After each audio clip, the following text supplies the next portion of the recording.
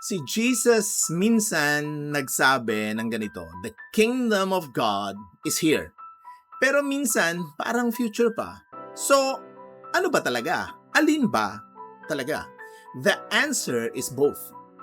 Already here and it's still coming.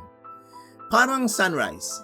May liwanag na, pero hindi pa tanghaling tapat. Kaya merong suffering pa rin. Meron pa ring pain. Meron pa ring injustice. Pero may glimpse na ng kingdom ngayon. A healed marriage. Kikita natin ang kingdom.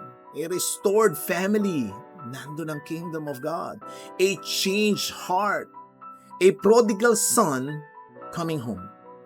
The kingdom has started through Jesus.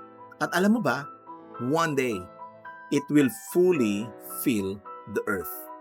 Kaya mga believers ni Jesus live with hope. Hindi denial. Nakikita natin ang pain, pero hindi tayo nawawalan ng pag-asa because the King is alive. At alam mo ba kapatid, ikaw, ako ay mga ambassador ni Jesus. We are the transformers of the world. Kaya tara, come to the kingdom of God. Come to Jesus.